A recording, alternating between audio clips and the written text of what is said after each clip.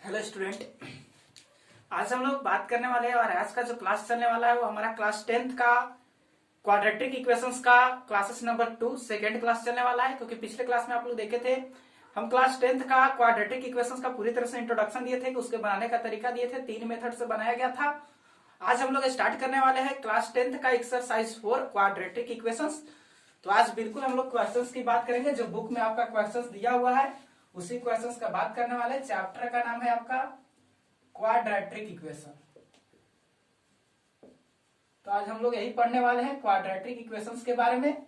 हिंदी में कहते हैं इसे द्विघात समीकरण। तो हम लोग बात करने वाले हैं किसका? द्विघात समीकरण का। तो स्टार्ट करने से पहले माई सेल्फ मुन्ना कुमार और मैं आप लोगों को आज पढ़ाने वाला हूं क्वाड्रेटिक इक्वेशंस। किसका? तो क्लास 10th का। किसका चलने वाला है? ये क्लास 10th का। और ये आपका छोटा सा खूबसूरत सा चैनल है वीएम साइंस एकेडमी। तो इसे लाइक करें, सब्सक्राइब करें और ढेर सारा प्यार दें। आइए स्टार्ट करते हैं एक्सरसाइज 4.1। स्टार्ट करते हैं हम लोग एक्सरसाइज 4.1, क्योंकि एक्सरसाइज 4 में ही क्वाड्रेटिक इक्वेशंस का क्वेश्चन है। तो चलिए स्टार्ट करते हैं क्वेश्चन। देखिए क्या दिया हुआ है। तो सबसे फर्स्ट क्वेश्चन देखेंगे। तो सबसे फर्स्ट क्वेश्चन कहा जा रहा है कि जांच कीजिए कि क्या चेक करना है कि जो क्वाड्रेटिक इक्वेशन नीचे मतलब कुछ इक्वेशंस दिया हुए हैं वो सब क्वाड्रेटिक है कि नहीं है। तो फर्स्ट आपका इक्वेशन दिया हुआ है कि x + 1 का whole square equal to 2x - 3, यही दिया हुआ है। अब इसे चेक करना है कि क्वाड्रेटिक इक्वेशंस है या नहीं है। तो नॉर्मल सी बात है, हम लोग चेक करेंगे। यहाँ a + b का होल स्क्वायर, फॉर्मूला क्या लग रहा है? a + b का होल स्क्वायर। तो यहाँ एक फॉर्मूला हम लगा दे रहे हैं। सिंस a + b का होल स्क्वायर आप लोग जानते हैं a² + 2ab + b² होता है। तो यहाँ पे इसको हम यूज करेंगे तो क्या होने वाला है? a² मतलब x का स्क्वायर प्लस 2, a के जगह यहाँ पर x और b के जगह यहाँ पर 1 प्लस b² तो b के जगह यहाँ पर 1 का स्क्वायर। इधर 2 से x में 2x और 2 तिहाई 6।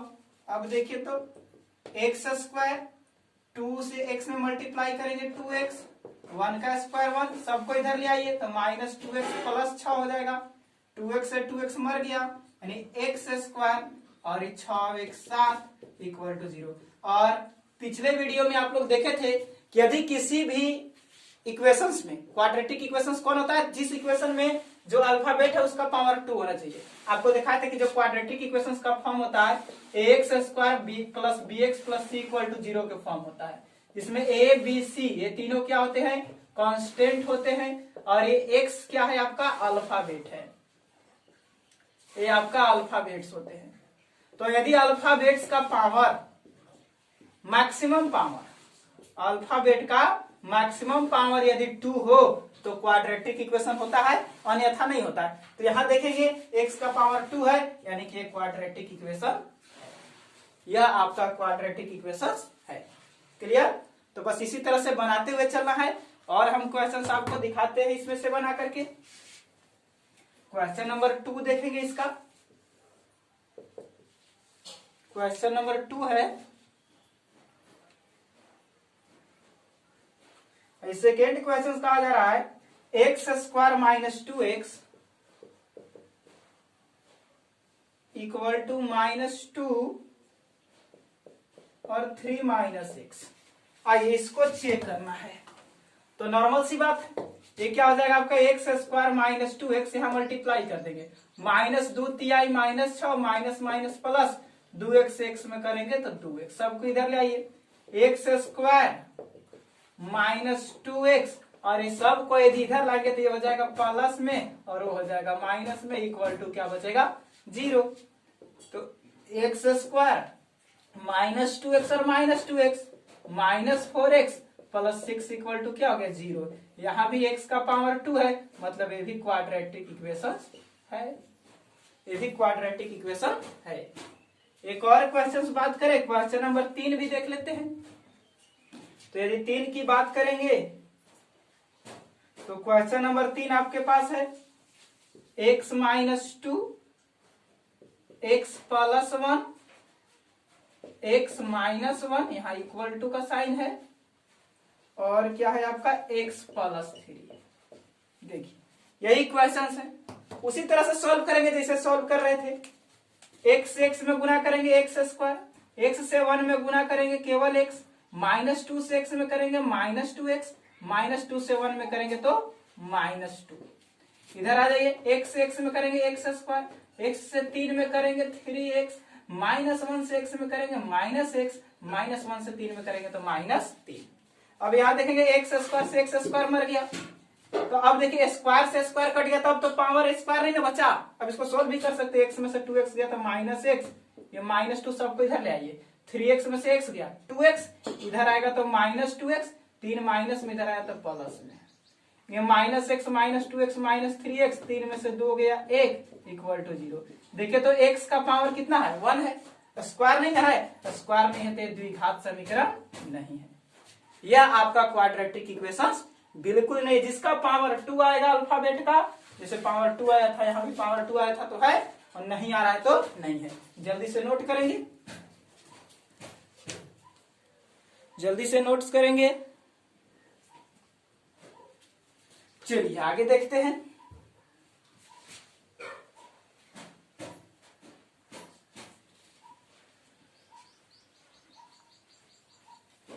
आगे देखते हैं, यहां तक आपका हो गया, यानी कि x का पावर यदि 2 आता है तो द्विघात समीकरण है, और 2 नहीं आता है तो द्विघात समीकरण नहीं है, मतलब क्वाड्रेटिक इक्वेशंस नहीं है। आइए देखते हैं क्वेश्चन नंबर 1 2 3 हुआ, क्वेश्चन नंबर 4। तो 4 की यदि बात करें, 4 4 4 4 x minus 3 2x plus 1 equal to x और x प्लस 5, ये 4 क्वेश्चन। हम सारा क्वेश्चन लिख देते हैं।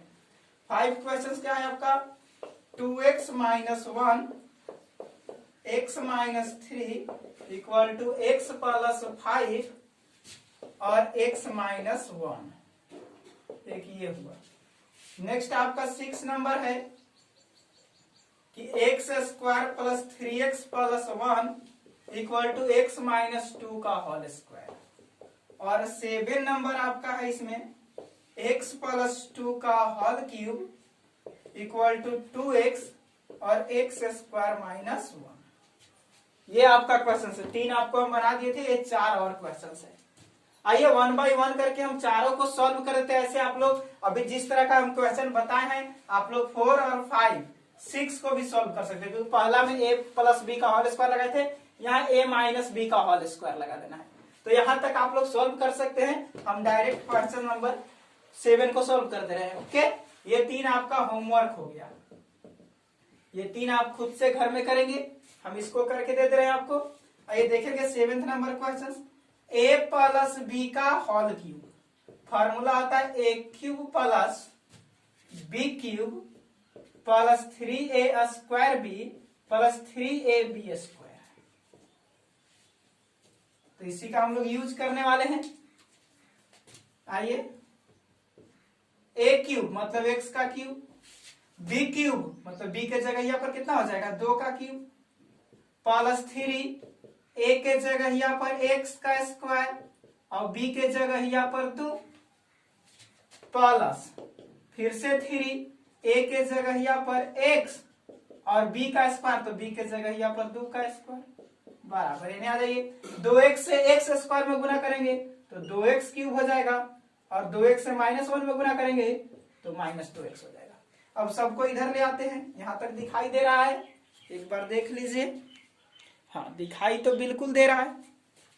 तो यहां हम बात करें तो क्या हो जाएगा आपका x क्यूब, और देखें तो 2 दूनी 4 दूनी 8, और 2 का पावर 3 करेंगे तो 2 दूनी 4 दूनी 8, यहाँ 3 दूनी 6x स्क्वायर, यहाँ 2 दूनी 4 तिहाई 12x, इसको इधर लाइए, 2x क्यूब इधर आएगा तो माइनस में 2x क्यूब, और वो इधर आएगा तो प्लस में 2x इक्वल टू हो जाएगा आपका 0।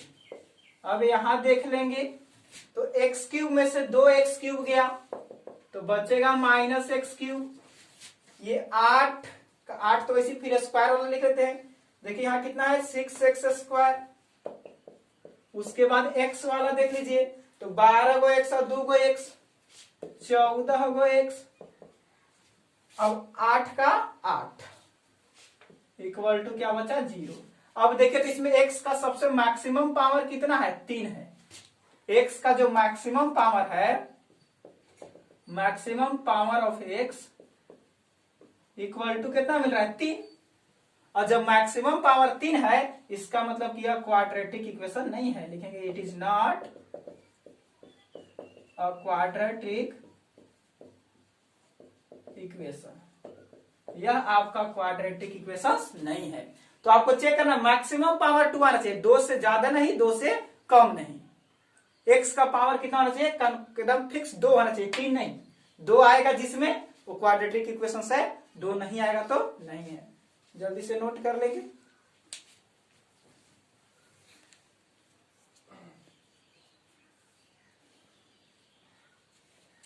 ये आगे क्वेश्चंस की ओर चलते हैं। तो फर्स्ट में 7 क्वेश्चन था, 4 क्वेश्चन हम सॉल्व कर दिए। 3 क्वेश्चंस आप लोग खुद से सॉल्व कर लेंगे। 1 2 यहाँ कुछ नहीं करना, इससे इसमें गुना कर देंगे, इससे इसमें गुना कर देंगे, सबको इधर ले आएंगे। अगर पावर 2 बचेगा स्क्वायर का x का तो है, इसमें दोनों को गुना करेंगे, दोनों को गुना कर देंगे। इसमें ये तो दिया हुआ है, बस इसको क्या करना है आपको a - b का होल स्क्वायर पर तोड़ करके इधर ले आना है। क्लियर? तो आसानी से हो जाएगा।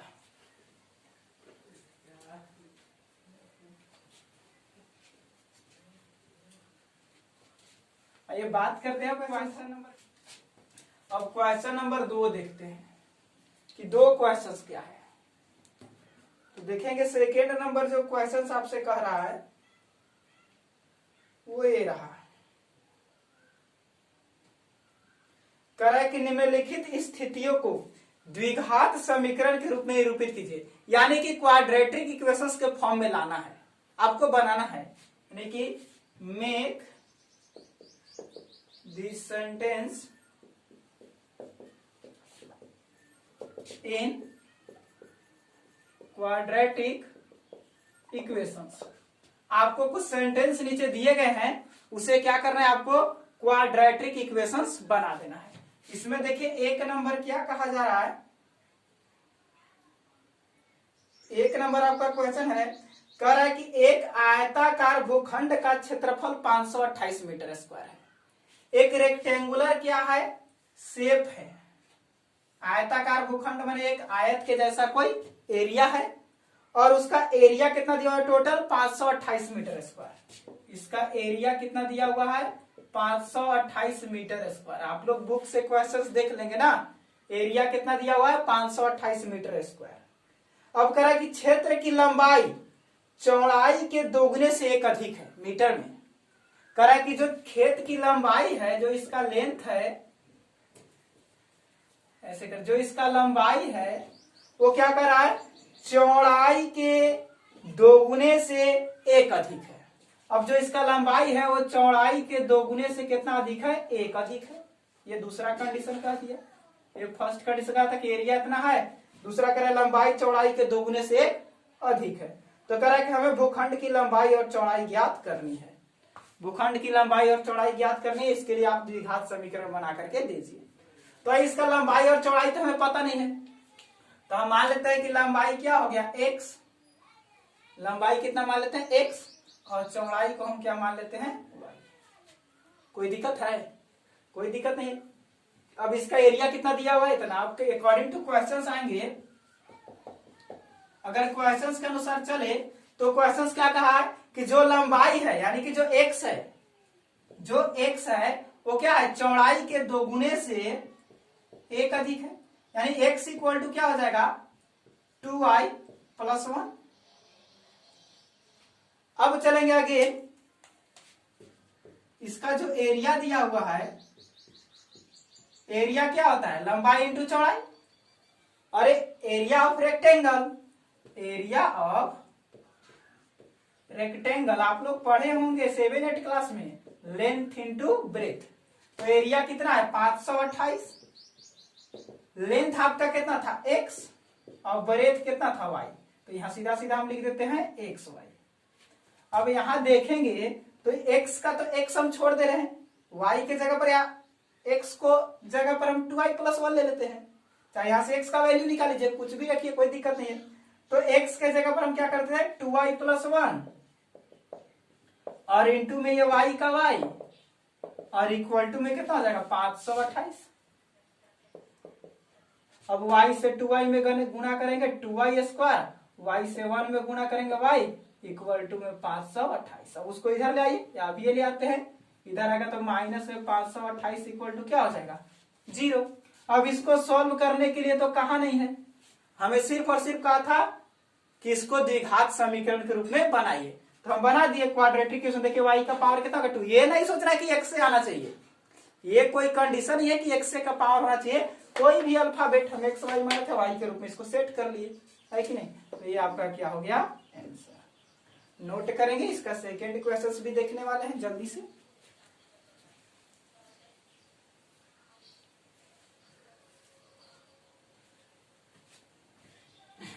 तो सेकेंड क्वेश्चन देखते हैं।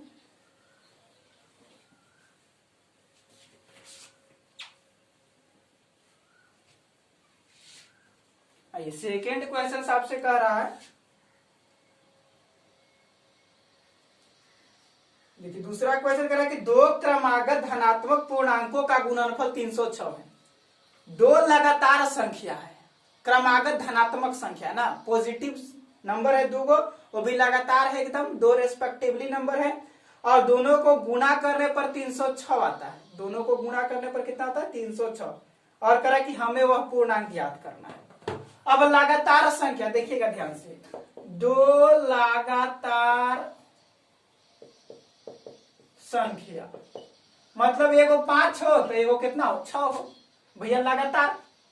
लगातार अगर एगो 10 हो तो अगला कितना होना चाहिए 11 होना चाहिए, एगो 20 हो तो अगला कितना होना चाहिए 30, और दोनों का गुणनफल कितना कहा है 306। गुणनफल कितना कहा है 306, तो 306 को तोड़ दीजिए ना, 306 को तोड़ दीजिए, 2 से 15 दूनी 30, 2 तिहाई 6, 3 5 15, 3 एकम 3, 3 से 17 तिहाई 51, तो 3 तरीके 9 दूनी 18 और एगो 17। देखिए लगातार आ गया ना, एगो 17 और एगो क्या रहेगा 18, 17 18। लेकिन ये हमसे आंसर नहीं पूछा है, कंपैरेटिव एग्जाम में इस तरह से चलेगा, हमसे पूछा है कि इसको द्विघात समीकरण में चेंज करो। हमें क्या करना है, इसे क्वाड्रेटिक इक्वेशंस बनाना है।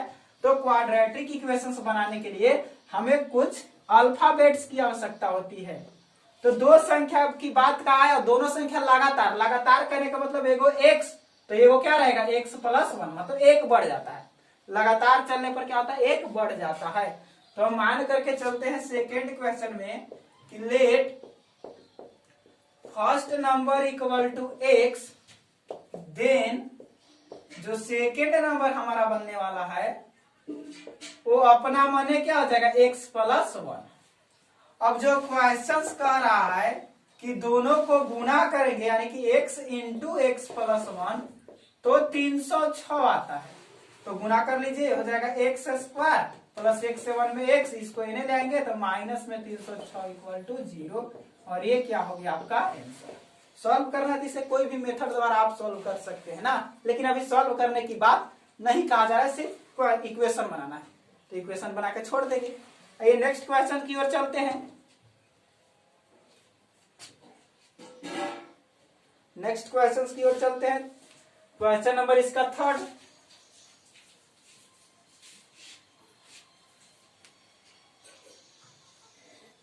तो तीसरा क्वेश्चन कहा जा रहा है कि रोहन की मां, आइए एज प्रॉब्लम आ गया ना, और एज वाला आपको कंपैरेटिव एग्जाम में भी काम करेगा। कह रहा है रोहन की मां उससे 26 वर्ष बड़ी है। अब जो रोहन का मां है मतलब मम्मी है, जो रोहन की मां है वो रोहन से कितनी बड़ी है 26 वर्ष बड़ी है, तो 26 ऐड कर देना है। रोहन की मां रोहन से कितनी बड़ी है 26 वर्ष बड़ी है, और उनकी आयु का गुणनफल अब से 3 वर्ष बाद 360 हो जाएगा। अब दोनों के आयु का गुणनफल इसका और इसका अब से 3 साल के बाद कितना हो जाएगा 360 हो जाएगा। तो कह रहा है कि हमें रोहन की वर्तमान आयु ज्ञात करनी है, इसके लिए एक समीकरण लाके दो, इसके लिए एक समीकरण लाके दो। आइए देखिए ध्यान से क्या कह रहा है, फिर से क्वेश्चंस को देख लेंगे। रोहन की मां उससे 26 वर्ष बड़ी है, उनकी आयु का गुणनफल अब से 3 वर्ष के पश्चात 360 हो जाएगा। तो आइए, रोहन की मां रोहन से कितनी बड़ी है, 26 वर्ष। अब रोहन कितना वर्ष के तो कोई पता नहीं है, तो मान करके चलेंगे, यहां हम लेट कर लेंगे, इसे हम मिटाते हैं, यहां से लेट कर लेंगे, मतलब मान लेते हैं थर्ड क्वेश्चन से ना, लेट रोहन से, रोहन का आयु x ईयर्स, रोहन का एज मान लेते क्या साल का रोहन है, x साल का है। तो रोहन की मम्मी कितनी साल को हो जाएगी, 26 साल इससे बड़ी है। देन यशो रोहन्स मदर एज, ये कितनी हो जाएगी, x प्लस 26 ईयर्स। अब कहा जा रहा है कि 3 साल के बाद, 3 साल के बाद दोनों का गुणनफल 360 हो जाएगा। तो 3 साल आगे चलते हैं, आफ्टर 3 ईयर्स। अब 3 साल बीत गया, तो जब 3 साल बीत गया तो ध्यान से देखिए कि जो रोहन होगा वो x प्लस 3 ईयर्स का हो जाएगा, और जो इसकी मदर है वो x प्लस 29 ईयर का हो जाएगी। भैया 3 साल यहां भी तो बढ़ेगा, है कि नहीं। अब दोनों का गुणनफल अकॉर्डिंग टू क्वेश्चन चले तो कह रहा है कि दोनों का गुणनफल मतलब x प्लस 3 और x प्लस 29 इक्वल टू कितना हो जाता है, 360। अब इसे सॉल्व कर देना है, x से x में गुणा करेंगे x स्क्वायर, x से 29 में करेंगे 29x, और 3 से x में करेंगे 3x, 29 तिया 87 इक्वल टू 360। x स्क्वायर 29 गो x और 3 गो x बाबू 32 गो x, और इसको इन्हें लाएंगे तो माइनस में 360 में से 87 को घटा दीजिए, 3 और 15 में से 8 के साथ 273, ठीक है। 3 और 1 मिनट, हाँ 15 में से 8 के साथ, ठीक है, यानी कि माइनस में बचेगा 273 इक्वल टू 0, और यही क्या हो गया आपका आंसर। क्लियर। इसको इधर आए तो माइनस होगा, 87 में से 360 घटाना था, उल्टी घटा दिया तो माइनस कर दिए, तो ये आपका क्या हो गया आंसर। ये सब सॉल्व करने के लिए दिखाया कि आखिर इसमें से x का वैल्यू कैसे निकलेगा। अरे तो पीछे वाला इंट्रोडक्शन क्वाड्रेटिक इक्वेशन का इंट्रोडक्शन आपका पड़ा हुआ है, आप जाकर के वीडियो में देख सकते हैं, या डिस्क्रिप्शन में उसका लिंक मिल जाएगा, प्लेलिस्ट में भी मिलेगा। कुछ दिन के बाद जब चैप्टर कंप्लीट होगा तो इसका एक प्लेलिस्ट मिल जाएगा, आप उसमें देख सकते हैं। और आप लोग के लिए एक और चीज इंफॉर्मेशन है कि क्लास 12th का लाइव क्लासेस आपको चलता है सुबह 7 बजे से। सुबह 7 बजे से फिजिक्स और केमिस्ट्री का लाइव क्लासेस आपको देखने को मिलते हैं। प्रत्येक दिन आपको 7 बजे से लाइव क्लासेस मिलेंगे। तो जो भी क्लास 12th का स्टूडेंट होंगे वो सुबह 7 बजे लाइव क्लासेस जरूर ज्वाइन करेंगे। चलिए नोट करेंगे इसे।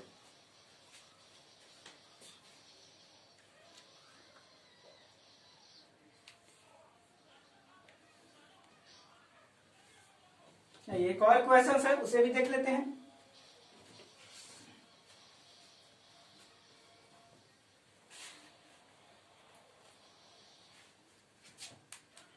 चलिए एक और क्वेश्चन,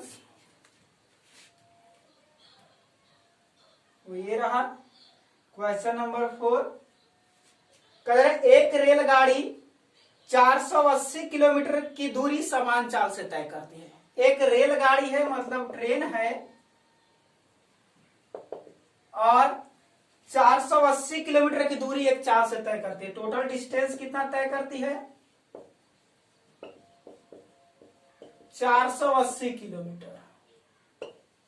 अब कुछ स्पीड है, उस स्पीड से इसने क्या किया, तय किया। आगे क्या कहा जा रहा है,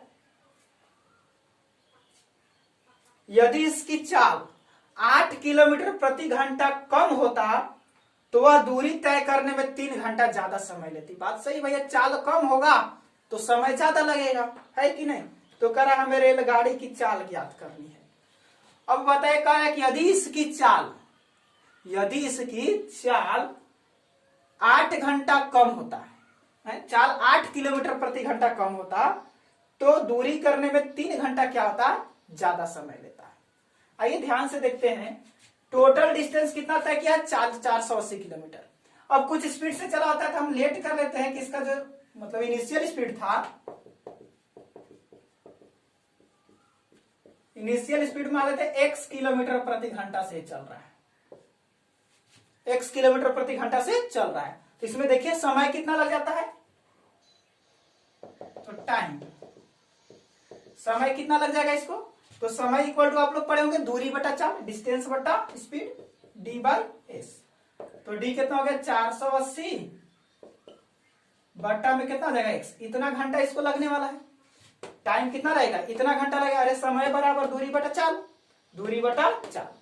अब अगेन क्या कह रहा है कि यदि इसका स्पीड 8 किलोमीटर प्रति घंटा कम होता, पहले से x था, अब 8 किलोमीटर प्रति घंटा क्या हो गया? कम हो गया। तब देखिए तो टाइम कितना लगने वाला है? 480 बटा में x माइनस 8, इतना घंटा लगेगा। चाल पर समय बराबर है दूरी बटा चाल, दूरी और चाल हो गया x माइनस 8। अब कह ये जो समय लगा है इस समय से 3 घंटा ज्यादा है, भैया स्पीड कम हो गया, स्पीड कम हो गया तो समय ज्यादा लगेगा, यानी इस समय इससे 3 घंटा ज्यादा है, मतलब इसमें से इसको घटाएंगे तो 3 आना चाहिए। यानी कि इसीलिए हम कह सकते हैं 480 बट्टा x माइनस 8 माइनस 480 बट्टा x इक्वल टू कितना मिलना चाहिए? हमें 3 मिलना चाहिए, है कि नहीं? ये इससे 3 घंटा ज्यादा है, ये 3 घंटा ज्यादा समय लगता है क्योंकि स्पीड कम कर दिए। अब इसका एलसीएम ले लेंगे तो x इंटू एक्स माइनस 8 आएगा, ये कट जाएगा, बचेगा x, 480 x minus x cut जाएगा, 480 से x में 480 माइनस माइनस प्लस 480 से 8 में गुना कर दीजिए तो देख लीजिए कितना आता है? 800 और 8 28 64 के 4 और 4 के 32 और 4 36, गुना करके देख लीजिए ना जी। 800 अरे 480 पहले माइनस था, गुना करेंगे x माइनस 8 से, ये 480 x, 800 8 28 64 के 4 हासिल 6 और 4 के 32 और 6 38 और वो 3 का 3। अब देखें तो 480 x, इसमें x लग जाएगा, 480 x से 480 x क्या हो जाएगा? कट जाएगा, बच्चा आपका 3840। अब ये सबको उधर भेज दीजिए तो 3 इसको गुना कर दीजिए x स्क्वायर माइनस 8x, यानी क्या हो जाएगा? 3x स्क्वायर, 3 8 24x, और इसको उन्हें भेजेंगे तो माइनस 3840 इक्वल टू 0। ये आपका समीकरण बन के हो गया तैयार। चाहे तो 3 को कॉमन कर सकते हैं, 3 को यहां से कॉमन कर सकते हैं। और यही था आपका चैप्टर एक्सरसाइज 4.1 जो कि क्या हो गया? समाप्त हो गया ना। तो नेक्स्ट वीडियो में मिलेंगे इसी उत्साह के साथ। आप लोग लगे रहिए, जुड़े रहिए हमारे साथ, सारे क्लासेस आपको दिए जाएंगे। चैनल को लाइक करेंगे, सब्सक्राइब करेंगे।